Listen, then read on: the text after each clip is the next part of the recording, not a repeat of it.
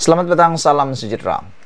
2 hari lagi atau sehari lagi pilihan raya akan berlaku.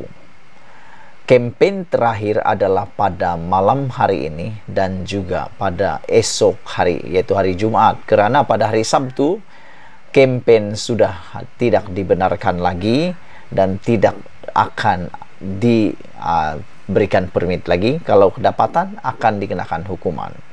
Tapi lain pula jadinya dengan Anwar. Apabila di saat-saat akhir kampanye, Anwar Ibrahim pula mendapat kelebihan, mendapat berita yang ditunggu-tunggu olehnya, dan aku rasa boleh membuatkan dia mengalirkan air mata apabila sekumpulan profesor Melayu sokong Anwar jadi Perdana Menteri. Wow, ini profesor, bukan alang-alang. Pemikiran bijak pandai mereka memang terbukti pandai dan bijak berfikir. Orang-orang bijaksana memilih Anwar sebagai Perdana Menteri. Jadi, aku hairan kenapa kalau sudah orang yang bijak pandai memilih Anwar sebagai Perdana Menteri, yang lain-lain, yang orang-orang biasa seperti saya, kenapa agak-agaknya masih lagi cuba-cuba menolak Anwar jadi Perdana Menteri? Itu pun menjadi kebingungan kepada ramai orang. Kumpulan profesor Melayu menyokong Anwar jadi Perdana Menteri. Di Petaling Jaya hari ini, sekumpulan profesor, yaitu kumpulan 70 profesor Melayu yang dikenali sebagai G70, menyokong Presiden Parti PKR, yaitu Anwar Ibrahim sebagai Perdana Menteri kerana kredibiliti dan rekod prestasi yang cemerlang.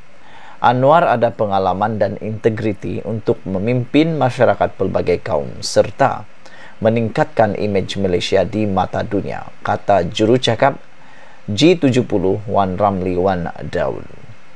Ramli berkata, Pakatan Harapan PH mampu menangani krisis ekonomi ketika ini, mempertahankan kedudukan agama Islam dan juga menjaga kebajikan orang Melayu dan bumi putra. Kumpulan itu turut menggesa rakyat Malaysia menolak calon yang mementingkan, menyokong calon yang mementingkan kesejahteraan negara dan rakyat. Mereka menggesa rakyat Malaysia menolak calon daripada parti yang mengkhianati demokrasi. Kata Ramli, merujuk langkah Sheraton yang menjadi punca kejatuhan kerajaan PH. Bercakap tentang calon daripada parti yang mengkhianati demokrasi, siapakah calon-calon atau apakah nama-nama parti itu? Sudah pastinya yang mengkhianati demokrasi yang telah menjatuhkan Pakatan Harapan itu tidak lain tidak bukan adalah gabungan BN dan juga Perikatan Nasional. Inilah yang dikatakan oleh sekumpulan profesor ini untuk ditolak oleh rakyat Malaysia. Mungkin mereka berpendapat dan boleh dilihat oleh bijak pandai ini, kejadian yang tidak stabil dari segi politik di Malaysia yang telah bersama-sama menarik ekonomi Malaysia berpunca daripada langkah Sheraton itu. Dan aku secara pribadi pun, aku melihat apa yang berlaku sekarang di Malaysia ini sebenarnya adalah rentetan daripada langkah Sheraton. Kalau tanpa ada langkah Sheraton, semua yang berlaku sekarang ini tidak mungkin akan terjadi. Jadi memang langkah Sheraton itu ialah permulaan kepada kehancuran kestabilan yang berlaku di Malaysia. Selain daripada itu, G70 ini juga mengatakan pengundi juga perlu menolak mereka yang menceburi politik untuk kepentingan pribadi. Cakap tentang kepentingan pribadi ini, ada beberapa hal juga yang boleh kita ulaskan. Ada calon yang mengharapkan, saya tak tahulah berapa ramai, tetapi selalunya ada beberapa calon yang memang mau mendapatkan laba, cuba-cuba mau dapatkan keuntungan, mengaut kekayaan melalui jawatan sebagai ahli politik. Ada juga yang mahu membebaskan diri daripada sebarang hukuman. Nak menjadi calon, nak menjadi ahli parlimen kah atau apakah, supaya boleh lepas daripada apa-apa hukuman. Ini yang paling patut ditolak oleh rakyat. Jangan dibiarkan pemimpin seperti itu menjadi pemimpin kepada rakyat negara kita. Kalau tidak, negara kita akan rusak. Jadi kita ingin ucapkan tahniah kepada Anwar Ibrahim yang mana telah pun mendapat sokongan baru daripada kumpulan Profesor Melayu, yaitu G70. Tinggalkan komen Anda, tekan butang subscribe. Malaysia kita punya, kita jaga sama-sama cintai Malaysiaku. Bye-bye. Habislah Zahid Hamidi kali ini.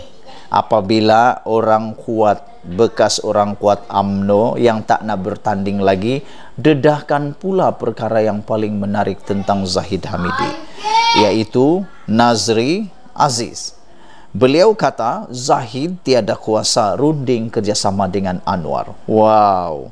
Veteran UMNO yaitu Nazri Abdul Aziz berkata bahawa adalah mustahil untuk UMNO bekerjasama dengan Pakatan Harapan sekiranya pilihan raya umum ke-15 akan berakhir tanpa mana-mana gabungan atau parti memiliki majoriti membawa kepada parlimen tergantung. Bercakap kepada Malaysia Kini, bekas ahli parlimen Padang Rengas selama 5 penggal itu berkata, Presiden Parti Ahmad Zahid Hamidi tidak ada kuasa untuk mengadakan sebarang rundingan dengan pihak lain.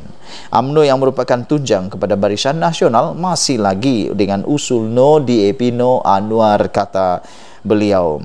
Presiden Zahid tidak ada mandat atau kuasa untuk jumpa dengan Anwar nak berunding, kata beliau lagi. Bagi saya rasa tidak mungkin dari segi UMNO sendiri pun DAP ini merupakan satu musuh ketat, beliau kata.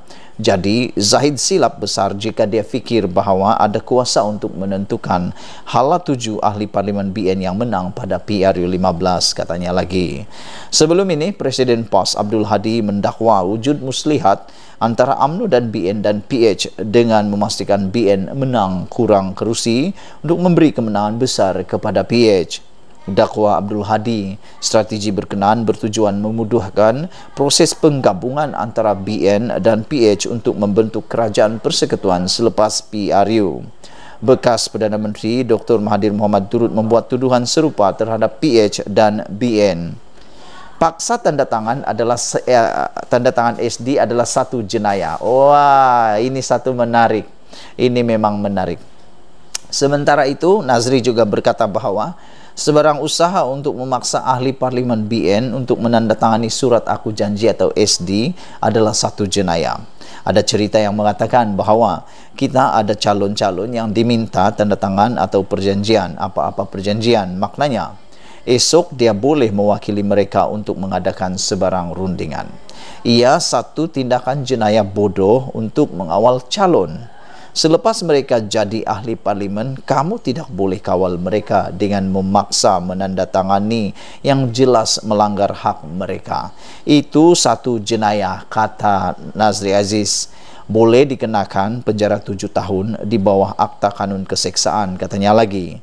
Anggota Parlimen Padang Rengas yang enggan bertanding lagi itu mengulas mengenai dakwaan calon-calon BN diminta menandatangani SD. Nazri bagaimanapun tidak dapat mengesahkan sama ada benar wujud dokumen sedemikian. Sebelum ini terdapat dokumen yang menghendaki calon memberi kuasa kepada Zahid untuk memutuskan kedudukan dalam kabinet. Salinan yang beredar di media sosial itu juga mengatakan mereka mesti menyokong Zahid sebagai Perdana Menteri dan membenarkan UMNO mempertimbangkan kerjasama dengan parti lain. UMNO menyifatkan dokumen itu sebagai palsu.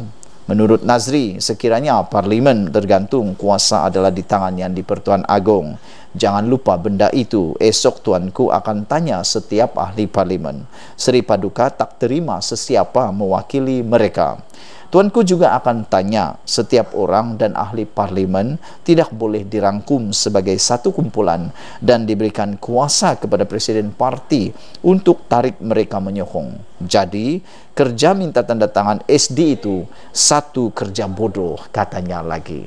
Jangan lupa tinggalkan komen Anda, tekan butang subscribe. Malaysia kita punya, kita jaga sama-sama cintai Malaysiaku. Bye-bye.